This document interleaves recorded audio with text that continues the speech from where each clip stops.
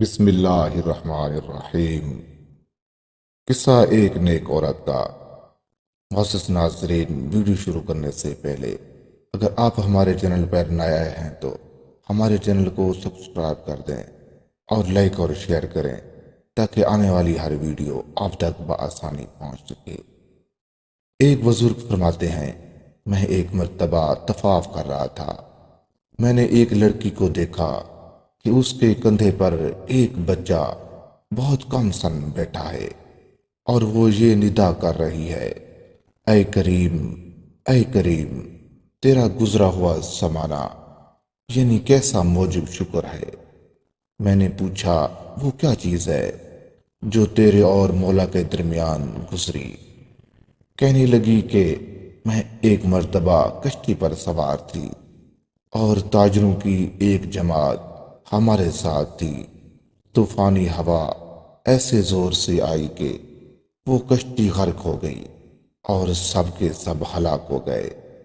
میں اور یہ بچہ ایک تختے پر رہ گئے اور ایک حبشی آدمی دوسرے تختے پر۔ ہم تین کے سوا کوئی بھی نما ہوا سے نہ بچا۔ اس حبشی نے مجھے صبح کا دیکھا اور پانی کو ہٹاتا ہٹاتا میرے تختے پر آ گیا اور مجھ سے بری بات کی خواہش کرنے لگا۔ میں نے کہا، اللہ سے ڈر، ہم کسی مصیبت میں مبتلا ہیں۔ کہنے لگا، ان باتوں کو چھوڑ، خدا کی قسم یہ کام ہو کر رہے گا۔ یہ بچہ میری گود میں رہا تھا۔ میں نے چپکے سے ایک چٹکی اس کے بھر لی جس سے یہ ایک دم رونے لگا۔ میں نے اس سے کہا، اچھا ذرا ٹھہر جا، میں اس بچے کو سلا دوں، پھر جو مقدر میں ہوگا ہو جائے گا۔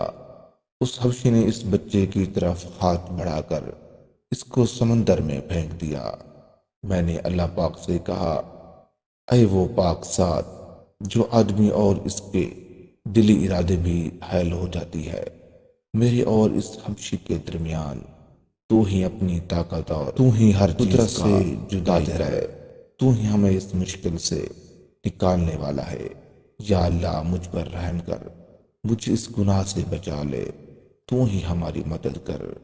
خدا کی قسم میں ان الفاظ کو پورا بھی نہ کرنے پائی تھی کہ سمندر سے ایک بہت بڑے جانور نے منہ کھولے ہوئے سر نکالا اور اس حبشی کا ایک لقمہ بنا کر سمندر میں گھس گیا، اور مجھے اللہ تعالیٰ نے محض اپنی طاقت اور قدرت سے اس حبشی سے بچایا۔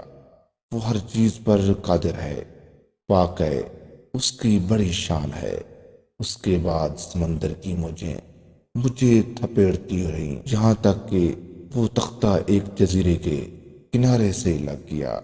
میں وہاں اتر پڑی اور سوچتی رہی کہ یہاں گھاس کھاتی رہوں گی، پانی پیتی رہوں گی، جب تک اللہ تعالیٰ کوئی سہولت کی صورت پیدا نہ کرے۔ اس کی مدد سے ہی کوئی راستہ نکل سکتا ہے۔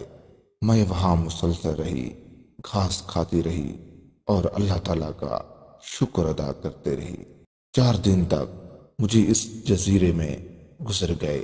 5ویں دن مجھے ایک بڑی کشتی سمندر میں چلتی ہوئی نظر آئی۔ میں نے ایک ٹیلے پر چڑھ کر اس کشتی کی طرف اشارہ کیا اور کپڑا جو میرے اوپر تھا اس کو خوب ہلایا۔ اس میں سے 3 آدمی ایک چھوٹی سی ناؤ پر بیٹھ کر میرے پاس آئے۔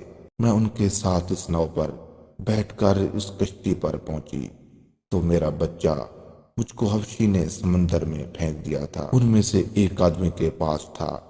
میں اس کو دیکھ کر اس پر گر پڑی۔ میں نے اس کو چوما، گلے سے لگایا اور میں نے کہا کہ یہ میرا بچہ ہے، میرا جگر کا ٹکڑا ہے۔ وہ کشتی والے کہنے لگے، تو پاگل ہے، تیری عقل ماری گئی ہے۔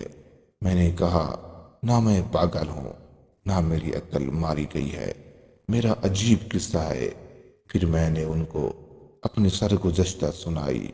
یہ ماجرا سن کر سب نے حیرت سے سر جھکا لیا اور کہنے لگے، تو نے بڑی حیرت کی بات سنائی، اور اب ہم تجھے ایسے ہی بات سنائیں جس سے تجھے تعجب ہوگا۔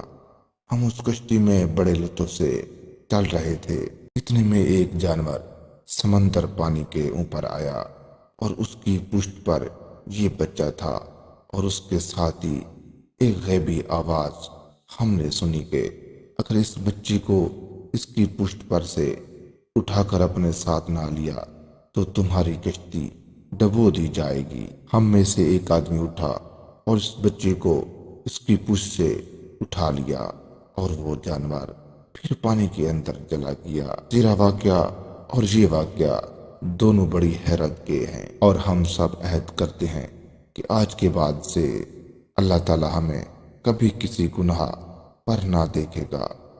اس کے بعد ان سب نے توبہ کی۔ وہ پاک ذات کتنی مہربان ہے، بندوں کے حوال کی خبر رکھنے والی ہے، بہترین احسانات کرنے والی ہے۔ وہ پاک ذات مصیبت زدوں کی مصیبت کے وقت مدد کو پہنچنے والی ہے۔